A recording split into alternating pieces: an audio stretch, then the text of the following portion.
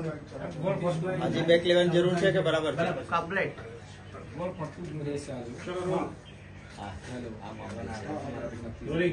અમારા સાથી ભાઈ મનીષભાઈ દોશી, પ્રેસ અને મીડિયાના મિત્રો, આપ સૌનું હૃદયપૂર્વક સ્વાગત કરું છું. આજે રવિવારનો દિવસ છે અને બપોરના સમયે આપ સૌને આમંત્રિત કરીને તકલીફ આપી છે. એનું કારણ એ છે કે ભારતીય જનતા પાર્ટીએ આજે એમનો ચૂંટણી ઢંઢેરો બહાર પાડ્યો છે. આપને સૌને ખ્યાલ હશે, 1 કલાક અને 40 મિનિટ સુધી ભારતીય જનતા પાર્ટીની પ્રેસ કોન્ફરન્સ ચૂંટણી ઢંઢેરા પર એક તરફા વાત ભારતીય જનતા પાર્ટી તરફથી ચૂંટણી ઢંઢેરાની 1 કલાક અને 40 મિનિટ વાત કરવામાં આવી. અને આ 1 કલાક ને 40 મિનિટ પછી એક પણ પત્રકારને એક પણ સવાલ ભાજપે પૂછવા દીધો નથી. એક પણ પત્રકારનો એક પણ સવાલ ભારતીય જનતા પાર્ટીએ નથી લીધો. હું આપના માધ્યમથી સૌથી પહેલા દેશની જનતા સમક્ષ, ગુજરાતના મારા વહાલા ભાઈઓ બહેનો સમક્ષ એ વાત કરવા માંગુ છું કે શું આ લોકશાહી કહેવાય? હું સતત 1 કલાક 40 મિનિટ બોલું અને મને પ્રશ્ન કોઈ નહીં પૂછવાનો, કારણ કે જો પૂછે તો 10 વર્ષથી ત્યાં સત્તામાં છે અને કેટલાક પ્રશ્નો એવા આવે કે જેનાથી એમનો ભાંડો ફૂટે અને ઘોષણાપત્ર નહીં જુમલા પત્ર છે આવું લોકોને ખબર પડે એટલા માટે એક સવાલ લીધો નથી. 76 પાનાનો આ ચૂંટણી ઢંઢેરો ભારતીય જનતા પાર્ટીએ આપ્યો છે. ત્યારે એના કેટલાક મુદ્દાઓ, આખરે લોકશાહીમાં દરેક રાજકીય પક્ષ પોતાની વાત લઈને લોકો પાસે જાય. જો સત્તામાં હોય તો એનો હિસાબ આપે કે 5 વર્ષ પહેલા કે 10 વર્ષ પહેલા અમે આટલું આટલું આટલું કહ્યું હતું અને જો અમે આટલું કરી આપ્યું છે અને હવે આગામી 5 વર્ષમાં અમે આ કરીશું. આ એક પ્રથા. પરંતુ ભારતીય જનતા પાર્ટીએ આ પ્રથાને તોડી અને છેલ્લા 10 વર્ષમાં પહેલા એમણે કહ્યું હતું એમાંથી શું કર્યું છે એનો એક શબ્દ ક્યાંય ચૂંટણી ઢંઢેરામાં નથી. હું પ્રેસ અને મીડિયાના મિત્રોને પણ વિનંતી કરીશ કે ઇન્વેસ્ટિગેટિવ જર્નાલિઝમ એક શબ્દ હોય છે, એમ આપ જરા એમનો 2014 અને 2019નો ઘોષણાપત્ર કાઢશો તો 2014ના એમના ચૂંટણી ઢંઢેરાના પાના નંબર 5 ઉપર કહ્યું હતું કે સ્પેશિયલ ટાસ્ક ફોર્સ બનાવીશું, બધું જ કાળું ધન પાછું લઈ આવીશું. અને પછી ભાષણોમાં કહ્યું હતું કે દેશવાસીઓના ખાતામાં यूं ही 15-15 लाख आ जाएंगे. કોઈ ભાજપને મત આપ્યો હોય, કે હું તો કોંગ્રેસી છું, પણ જેને ભાજપને મત આપ્યો હોય એને પણ મારો સવાલ છે કે શું તમારા ખાતામાં 15 લાખ આવ્યા ખરા? એ સમયે કહ્યું હતું કે કાળું ધન પાછું લાવશું, એના બદલે દેશની બહાર ભારતીયોના કાળા ધનમાં વધારો થયો. એટલું જ નહીં, કાળું ધન બહાર ન રહે, ભાજપના ઘરમાં આવી જાય અને કોઈને ખબર ન પડે એટલે ઇલેક્ટોરલ બોન્ડ બનાવ્યા કે કોણ દાન આપે છે અને કેટલું આપ્યું છે ક્યાંય જાહેર નહીં કરવાનું. 82 અબજ 52 કરોડ રૂપિયા ભાજપનો ધન સંગ્રહ થયો. આ તો ભલું થયું સુપ્રીમ કોર્ટનું કે એમણે કહ્યું કે ભાઈ આવું ના હોય, આવા ઇલેક્ટોરલ બોન્ડ ન હોય, જાહેર કરવું પડે. એટલે જાહેર થયું કે ખોટી રીતે દંડા મારીને અથવા કોન્ટ્રાક્ટ આપવાના હોય તો ટકા લઈને, ઇન્કમ ટેક્સ અને સીબીઆઈની રેડ કરાવીને કેવા પૈસા ખંખેરા છે એ જાહેર થયું. 2014ના ભાજપના ચૂંટણી ઢંઢેરાના પાના નંબર 6 ઉપર એમણે કહ્યું હતું કે રૂપિયો ખૂબ મજબૂત થઈ જવો જોઈએ અને અમારી સરકાર આવશે, રૂપિયાને ડોલર સામે મજબૂત કરીશું. એ વખતના ભાષણો હતા कि जब रुपया गिरता है तो समझ लो दिल्ली के प्रधानमंत्री की इज्जत गिर रही है. ये वक्त मनमोहन सिंह प्रधानमंत्री હતા. દુનિયામાં મંદી આવી તો પણ રૂપિયાને મજબૂતીથી જાળવી રાખ્યો હતો.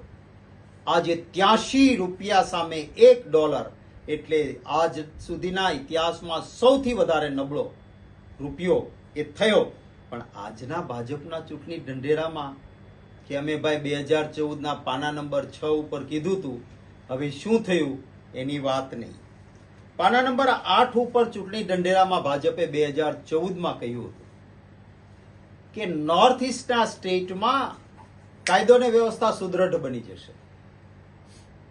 આપણે જોયું કે મણિપુરમાં આદિવાસી દીકરીઓ ઉપર, બહેનો ઉપર સામૂહિક બળાત્કાર, ખૂનામરકી દુનિયાભરમાં એની થૂથૂ થઈ, પણ આપણા પ્રધાનમંત્રી ત્યાં ગયા નહીં. આજના ચૂંટણી ઢંઢેરામાં ભાજપે એક શબ્દ પણ આના વિશે કહ્યો નથી. ભાજપના ચૂંટણી ઢંઢેરાના 2014ના પાના નંબર 15 ઉપર કહ્યું હતું કે 100 જિલ્લાઓમાં અમે સ્પેશિયલ પેકેજ આપી દઈશું અને એક પણ ગરીબ નહીં રહેવા દઈએ. ગરીબીથી બધા હટી જાય છે. એક પણ જિલ્લામાં થયું નથી. પાના નંબર 18 ઉપર 2014માં કહ્યું હતું 100 નવા સ્માર્ટ સિટી બનાવી દઈશું.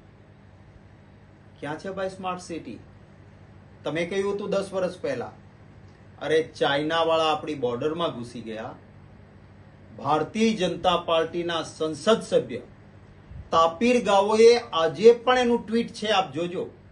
એને કહ્યું છે કે ચાઇના આપણે ત્યાં ઘૂસી ગયું છે અને આ ચીનાઓએ આપણી સરહદમાં ગામના ગામ વસાવી દીધા છે, બ્રિજ બનાવી દીધા છે. પણ આજના ભાજપના ચૂંટણી ઢંઢેરામાં એમના જ સંસદ સભ્યએ કરેલી વાત હોવા છતાં આપણા યશસ્વી પ્રધાનમંત્રી શ્રી માનનીય નરેન્દ્રભાઈ મોદીએ આજે ડોક્ટર બાબા સાહેબ આંબેડકરની 133મી જન્મ જયંતિ અને આપણે જાણીએ છીએ કે આ નવરાત્રિના શુભ દિનો ચાલે છે ત્યારે એક સંકલ્પ પત્ર રજૂ કર્યું છે. આ એ સંકલ્પ પત્ર છે કે જેને આપણે કહીએ છીએ મોદીની ગેરંટી. અને આ વખતે એ વાત કરતી વખતે આપણે હંમેશા સામે જોયું છે કે અત્યાર સુધી કરેલા કામો એ સંકલ્પ પત્રની અંદર શરૂઆતના 7 પાના આના માટે જ આપણે મૂકવામાં આવ્યા છે. અને એના પણ પહેલા માનનીય નડ્ડાજીએ આ વિષયને પણ સંપૂર્ણ રીતે અને રાજનાથસિંહજીએ પણ અત્યાર સુધી કરેલા કામોનો વિષય મૂક્યો છે, માનનીય નરેન્દ્રભાઈ મૂક્યો છે. એટલે શક્તિસિંહજી પહેલા કદાચ સંકલ્પ પત્ર બરાબર વાંચ્યો ન હોય તો વાંચી લે એવું અમારે એમને કહેવાનું થાય છે. જનતા જનાર્દન બરાબર યોગ્ય રીતે જ અત્યાર સુધી કરેલા કામોનો હિસાબ અમે ન કેવળ ચૂંટણી સમય પરંતુ સતત અને સતત કાર્ય કરતા આવ્યા છીએ અને સમાજની વચ્ચે રહીએ છીએ. એટલા માટે આ વિષય કોઈ રહેતો જ નથી. જે નિયતિના નિર્ધારણ પ્રમાણે માનનીય નરેન્દ્રભાઈ જે સુંદર મજાનું કાર્ય કર્યું તેનું આજે આપણે જોઈએ છીએ કે નક્કી કરેલા કામોનું આપણે જમીન પર ધરાતલ પર કામ લાવ્યા છે. અને એટલા માટે કરીને એ પછી 370ની કલમ હોય, એ CA હોય, એ રામ જન્મભૂમિ જે આખા જનતા જનાર્દન સાથે જોડાયેલો એક સત્વનો મુદ્દો હોય, એમની પણ વાત આપણે કરી છે. અને જનતા બરાબર બધા કામો જુએ છે. અમે GYAN જ્ઞાનની વાત કરી છે કે જેની અંદર ગરીબ, યુવા, અન્નદાતા અને નારી આ ચારેય વર્ગને આવરીને સમગ્ર રાષ્ટ્રને આવરીને આ સંકલ્પ પત્ર રજૂ કર્યું છે. અને પૂરી નિષ્ઠાથી, પૂરી શક્તિથી ભારતીય જનતા પક્ષ આ ચૂંટણીની અંદર આ વાત લઈને સમાજ સુધી જતો જ રહ્યો છે. અમે જતા રહીએ છીએ, પરંતુ આજે ફરીથી એક વખત ચૂંટણી સમયે આગળ આવી અને આ કાર્ય કરીશું. દેશમાં એક મુદ્દો એ પણ હતો કે ફંડિંગની વાત જ્યારે કોંગ્રેસ કરે છે ત્યારે એ વ્યથતો વ્યાઘાત કે વિડંબના એટલા માટે લાગે છે કે 400 કે 500 કરોડ રૂપિયા તમારે ત્યાંથી કેસના પકડાયા છે શક્તિસિંહભાઈ, કોંગ્રેસી નેતાઓ. ઇન્કમ ટેક્સના હિસાબો વર્ષોના વર્ષો સુધી ન આપવાની તમારી જે તુમાખી અને ઘમંડભરી નીતિ છે એ રાવણના અહંકાર તમારો બતાવે છે. અમને કોઈ સ્પર્શી જ ન શકે આ પ્રકારની જે તમારી આંતરિક તુમાખી કોંગ્રેસ અને તમારા એ પરિવારની જે બતાવે છે એ કોંગ્રેસની બતાવે છે. આપણે સૌ જોઈએ છીએ કે એક સલ્તનતના સુલતાના પોતાના શહજાદાને તખ્ત નશીન કરવા માટે જે વર્ષોથી પ્રયત્નશીલ છે અને આજે નેતૃત્વનો સંપૂર્ણ શૂન્યાવકાશ છે, તેની સંપૂર્ણ શ્રેય એ કોંગ્રેસ પાર્ટી પોતે જ લઈ શકે તેમ છે. જ્યારે તમે ચૂંટણીમાં હાર ભાડી ગયા છો ત્યારે તે મુદ્દાઓનું આત્મચિંતન કોંગ્રેસે કરવાની જરૂર છે. વાત રહી ફંડિંગની, તો ઇન્કમ ટેક્સના આટલી બધી નોટિસો પછી પણ તમે તેના પ્રત્યુત્તર પણ આપતા નથી. આ તમારી નીતિ છે અને એને બીજા અન્ય વાઘા પહેરાવીને હજી સમાજ સુધી તમે જાઓ છો તો સમાજ બરાબર ઓળખે છે કે તમે શું છો. ભારતીય જનતા પાર્ટી પોતાની દરેક વાતને હંમેશા અમારા નાના સ્તર ઉપર જઈને અમે નાનામાં એકમ સુધી જઈને સમાજ સુધી આ વાતને પહોંચાડીએ છીએ. આ ચૂંટણીનું જે કાર્યની પદ્ધતિ છે એ અમારી કામ કરવાની પદ્ધતિ છે. જે કહ્યું છે કર્યું છે અને હવે પણ અમે જે કહી રહ્યા છીએ એ કરવાના છે. માનનીય નરેન્દ્રભાઈના નેતૃત્વની અંદર આ રાષ્ટ્રની અંદર 140 કરોડ લોકો ભેગા થઈને આ કામ કરવા માટે આગળ આવ્યા છે. તમે જ્યારે સંકલ્પ પત્રની પણ ચર્ચા કરવા આવ્યા છો ત્યારે પણ અમે ચોક્કસપણે કહેવા માંગીએ છીએ કે લાખો લોકોના મત પછી, લાખો લોકોના અભિપ્રાય અને સૂચન પછી આ સંકલ્પ પત્ર તૈયાર થયું છે અને જનતાને સંપૂર્ણ ભરોસો છે ભારતીય જનતા પક્ષના આ અમારા કાર્યો પર, નીતિ ઉપર, નેતૃત્વ ઉપર. કારણ કે જે વાત કરી છે અમે ફરીને કહીએ છીએ કે મોદીની ગેરંટી છે અને તેની પર પૂર્ણ શ્રદ્ધા રાખીને સમાજ, જનતા જનાર્દન અને ભારત રાષ્ટ્ર એક ઉત્તમ દિશામાં, એક સુંદર મજાની પ્રગતિની દિશામાં આપણે આગળ વધી રહ્યા છીએ. એ ઘોર તમસ્નો કે અંધકારનો યુગ વીતી ગયો છે શક્તિસિંહભાઈ, અને એટલા માટે હવેનો જે યુગ શરૂઆત થઈ છે ત્યારે આ પૂર્ણ સૂર્યના અજવાળાની અંદર તમે જે કહી રહ્યા છો એની પાછળ રહેલી જે પણ બધી પ્રકારની તમારી વિશેષ પ્રકારની ઈચ્છાઓ છે અને જે જનતા જનાર્દનને તમે ગુમરાહ કરવા માંગો છો એ બધું જ જનતા જાણે છે.